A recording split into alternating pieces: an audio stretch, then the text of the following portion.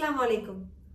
കുറച്ച് ദിവസങ്ങൾക്ക് മുമ്പ് സോഷ്യൽ മീഡിയയിൽ വൈറലായ ഒരു വീഡിയോ നിങ്ങളൊക്കെ കണ്ടിട്ടുണ്ടാകും. കുറഞ്ഞ മണിക്കൂറുകൾ കൊണ്ട് 5 മില്യൺ ആളുകളാണ് ആ വീഡിയോ കണ്ടത്. വീഡിയോയിലേക്ക് കടക്കുന്നതിന് മുമ്പ് ആ വൈറലായ വീഡിയോയിലെ നായികയെ നമുക്കൊന്ന് പരിചയപ്പെടാം. അവരുടെ പേര് നഫീസുമ്മ എന്നാണ്.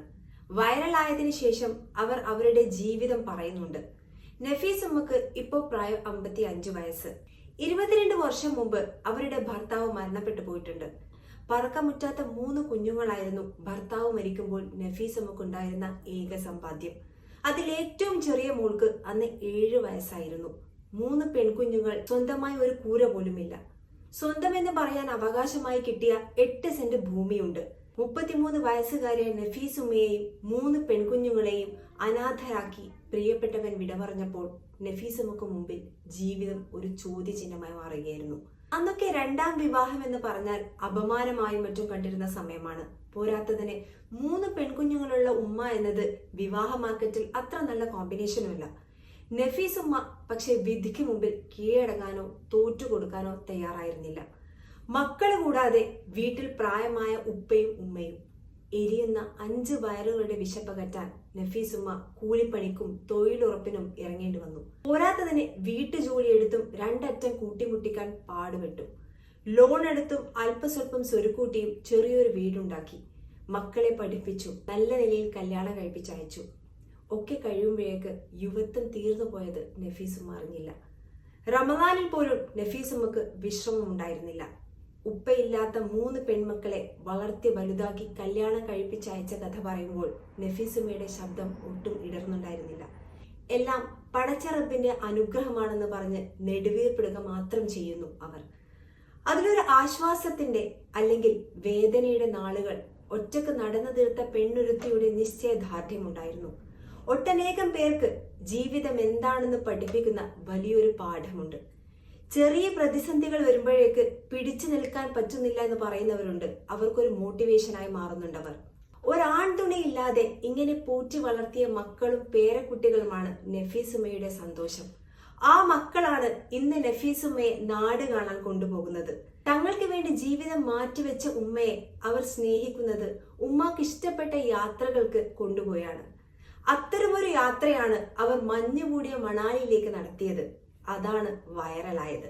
വൈറലായ വീഡിയോ നിങ്ങളൊന്ന് കണ്ടിട്ട് വാ, എന്നിട്ട് ബാക്കി പറയാം. ഫ്രണ്ട്സ് ആജറ, സഫിയ, നസീമ, സക്കീന, നിങ്ങളൊക്കെ വീട്ടിലിരുന്ന മക്കളെ എന്താ രസം. എന്താ ഞാൻ റിച്ചുവിന്റെ കൂടി വന്നിട്ട് അടിപൊളിയല്ലേ. വന്നടി മക്കളെ. ഇതൊക്കെ നാട്ടിൽ ഈ വയസ്സാം കാലത്ത് കണ്ടില്ലേ. ഈ 55 വയസ്സിൽ ഇവിടെ വന്ന് ഈ മഞ്ഞിക്കിടക്കുന്ന ഇത്ര നല്ല രസോടെ കിട്ടാനോ മക്കളെ.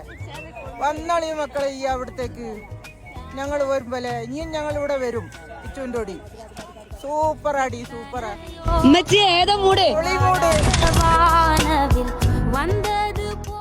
കണ്ടില്ലേ, തന്റെ സുഹൃത്തുക്കളെയും സഹപ്രവർത്തകരെയും പേരെടുത്ത് വിളിച്ച് യാത്ര പോകാൻ ആഹ്വാനം ചെയ്യുന്ന നഫീസുമ്മ വെറുതെ വൈറലായതല്ലെന്ന് മനസ്സിലായില്ലേ.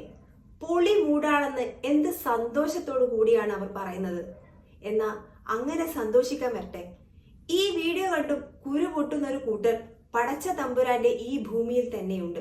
മറ്റാരുമല്ല, പുരോഹിത കൂട്ടം. അനക്ക് മരിക്കേണ്ട പെണ്ണെ എന്ന് ഈണത്തിൽ മുക്രയിടുന്ന അതേ വർഗം ഈ വീഡിയോ ഒന്ന് കണ്ടു നോക്ക്. 25 വർഷം മുന്നേ ഭർത്താവ് മരിച്ച ഒരു വല്യമ്മ. 25 വർഷം മുന്നേ ഭർത്താവ് മരിച്ചിട്ടുണ്ട് ഒരു വല്യമ്മ.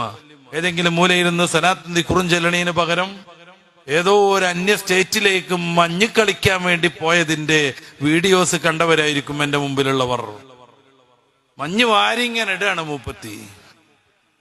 ചിലപ്പോ അത് ഈ നാട്ടുകാരിനെ ആവാൻ പറ്റും. എനിക്ക് വ്യക്തിപരമായി ആരോടും വിദ്വേഷമല്ല.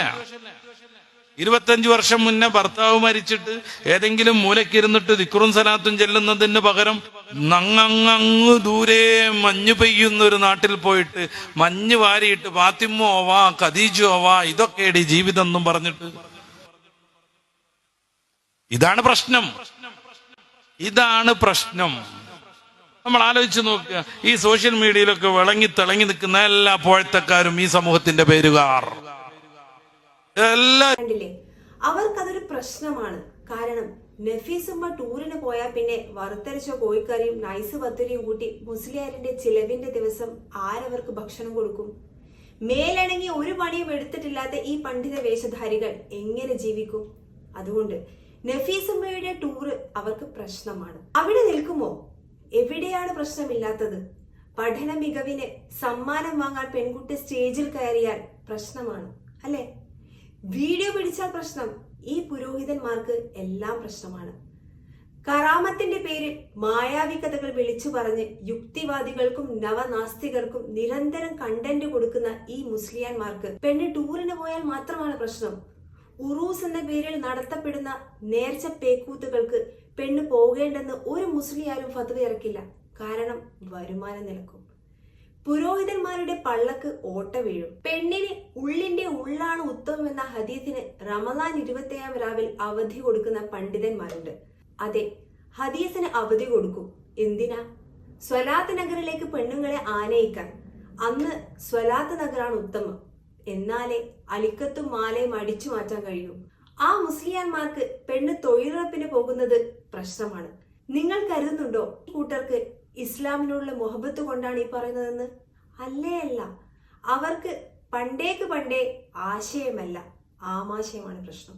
വയറിൽ നീട്ടിയും തേങ്ങിയും പറഞ്ഞ് നരകം പറഞ്ഞ് പേടിപ്പിച്ച് അത് കേട്ട് സ്വർണ്ണ വളകളും മാലയും മൂരി നൽകുന്ന നഫീസുമാർ ഇപ്പോൾ ടൂറൊക്കെ പോയി തുടങ്ങി സന്തോഷിക്കുകയാണ്. ഇത് കാണുമ്പോഴാണ് പുരോഹിതന്മാർക്ക് പേടിയാവുന്നത്. അടുത്ത് തന്നെ മേലനങ്ങി തിന്നേണ്ടി വരുമെന്ന പേടിയാൽ. അല്ലാതെ ഹദീസും ഖുർആാനും ഒന്നും അവർക്കൊന്നും ഒരു പ്രശ്നമേ അല്ല. ചില കുഞ്ഞാടുകൾക്ക് അവർ മഹ്റമില്ലാതെ യാത്ര പോയതാണ് പ്രശ്നം. മഹ്റമില്ലാതെ ഉംറക്കും ഹജ്ജിനും കൊണ്ടുപോകാൻ കള്ളസാക്ഷി പറയുന്ന മുസ്ലിയാരുടെ ശിഷ്യന്മാർക്ക് മണാലിയാണ് പ്രശ്നം. മക്കയാണെങ്കിൽ ഹലാലും മണാലിയാണെങ്കിൽ ഹറാമും എന്ന നിയമം ഏതായാലും ഇസ്ലാമിന്റേതല്ല. മുസ്ലിയാന്മാരുടെ മതം വെച്ച് ഭർത്താവ് മരിച്ചാൽ സ്ത്രീകൾ വീടിന്റെ മൂലയിൽ ഇരുന്നോളണം. സ്വലാത്തും ദിക്റും ചൊല്ലിക്കോണം. മണാലിയും മഞ്ഞുമലയും ബീച്ചും ബൊട്ടാണിക്കൽ ഗാർഡനും അവർക്ക് വിലക്കപ്പെട്ട സ്ഥലങ്ങളാണ്. ഇനി ഭർത്താവ് മരിക്കാത്ത സ്ത്രീകൾക്ക് വല്ല കൺസെഷൻ ഉണ്ടോ? പോട്ടെ, സിംഗിൾ സ്ത്രീകൾക്ക് ഇല്ലേ ഇല്ല. അവരുടെ അന്നം മുട്ടുന്ന വിഷയമാണെങ്കിൽ ഏത് ഹറാമിനെയും അവർ ഹലാലാക്കി തരും. അല്ലാത്ത ഏത് ഹലാലിനെയും അവർ ഹറാമാക്കി തരും. മഹരമില്ലാതെ ഉംറക്ക് കൊണ്ടുപോകാത്ത ഏത് പ്രസ്ഥാനമാണ് ഇന്ന് കേരളത്തിലുള്ളത്? പണത്തിന് മുമ്പിൽ മലർന്നടിച്ച് വീഴാത്ത എത്ര പണ്ഡിതന്മാർ നമുക്കുണ്ട്. പോട്ടെ, കവർ വാങ്ങാതെ ക്ലാസ് നടത്താൻ എത്ര പേരുണ്ടാകും തയ്യാറായിട്ട്? തെക്കൻ കേരളത്തിൽ നിന്നും തട്ടമിട്ട് മലബാറിലേക്ക് ഇറങ്ങുന്ന എത്ര മുസ്ലിയാന്മാർക്ക് തങ്ങളുടെ സ്വന്തം നാട്ടിൽ ഈ നീട്ടിപ്പരത്തി പ്രസംഗം നടത്താൻ പറ്റും? തെക്കുള്ളവരെല്ലാം നന്നായത് കൊണ്ടാണോ അവർ മലബാറിലേക്ക് വരുന്നത്? അല്ല, മലബാറിലാണ് ചാകര.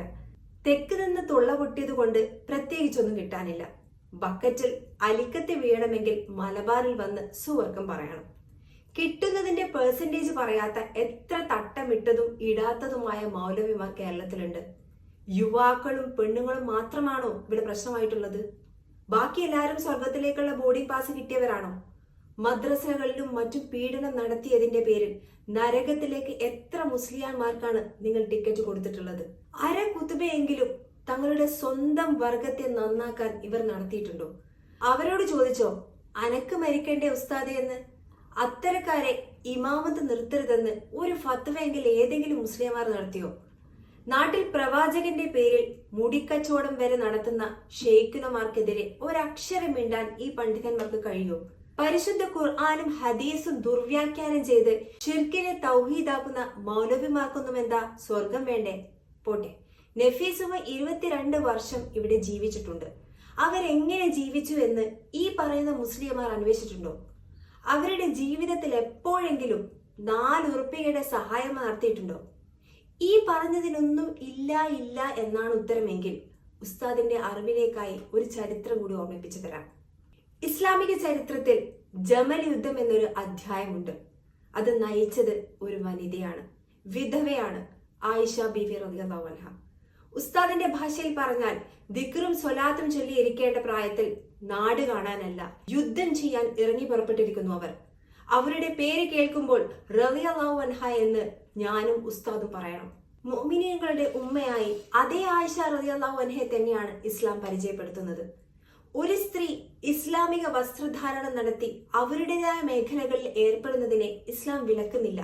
എവിടെയെങ്കിലും മനുഷ്യർ, പ്രത്യേകിച്ച് മുസ്ലിം സ്ത്രീകൾ സന്തോഷിക്കുന്നത് കാണുമ്പോൾ വരണ്ടു പോകുന്ന ചില മനസ്സുകളുണ്ട്. അസ്വസ്ഥമാകുന്ന ചില വെള്ള മൗലാനമാരുണ്ട്. നിങ്ങൾ ഭൂമിയിലൂടെ യാത്ര ചെയ്യുന്നില്ലേ എന്ന് ഖുർആൻ ചോദിക്കുന്നുണ്ട്. ആ പറഞ്ഞതിൽ വിധവകൾ ഒഴിവാണെന്ന് ഒരു മുഫസ്സിറും ഇന്നേ വരെ രേഖപ്പെടുത്തിയിട്ടില്ല. പ്രവാചകന്റെ ഒരു ഹദീസും വിധവകൾ നാട് കാണരുതെന്ന് പറയുന്നുമില്ല. റീൽസ് ആണ് നിങ്ങളുടെ പ്രശ്നമെങ്കിൽ ഫോട്ടോ എടുക്കൽ ഹറാം എന്ന കാലത്തിൽ നിന്നും യൂട്യൂബിൽ ഇത്തികാഫ് ഇരിക്കുന്നതിലേക്ക് ഉസ്താദുമാർ എത്തിയിട്ടുണ്ട്. അത്ര സമയം മാത്രമേ അതിനും വേണ്ടതുള്ളൂ. ഈ അടുത്ത് പൈലറ്റ് ആയ ഒരു സഹോദരിയെ ഏതാണ്ട് എല്ലാ മുസ്ലിം സംഘടനകളും ആദരിച്ച് ആഘോഷിക്കുന്ന സോഷ്യൽ മീഡിയ പോസ്റ്റുകൾ നമ്മൾ കണ്ടിട്ടുണ്ട്. ഈ ഉസ്താദിന്റെ സംഘടന അതിലുണ്ടോ എന്ന് എനിക്കറിയില്ല, ഉണ്ടാവാൻ വഴിയില്ല. ഇനി ഉണ്ടായാലും ഉസ്താദിന് അതിഷ്ടാവില്ല. കാരണം വീടിന്റെ ഉള്ളിൽ നിന്നും വിമാനം പറത്താൻ കഴിയില്ല. പ്രിയപ്പെട്ട ഉസ്താദെ, CM മടവൂർ ചൊവ്വാഗ്രഹമെടുത്ത് ഉള്ളം കയ്യിലിട്ട് കറക്കിയ കഥ കേൾക്കാൻ മുരീദന്മാർ കാത്തിരിക്കുന്നുണ്ട്. തൽക്കാലം ആ കഥ പറഞ്ഞ് യൂട്യൂബിൽ 4 മുക്കാൽ ഉണ്ടാക്കാൻ നോക്ക്. നഫീസുമ്മയും അതുപോലെയുള്ള അനേക ഉമ്മമാരും ചിരിക്കട്ടെ, യാത്രകൾ പോവട്ടെ. പ്രിയപ്പെട്ട ഉസ്താദെ, സ്വന്തം അധ്വാനിച്ച കാശിൽ നിന്ന് ചിരിക്കുന്നതിന് ഒരു അന്തസ്സുണ്ട്. അത് അനുഭവിക്കാൻ ഒരു ഭാഗ്യം വേണം. മാസലാമ. അസ്സലാമു അലൈക്കും.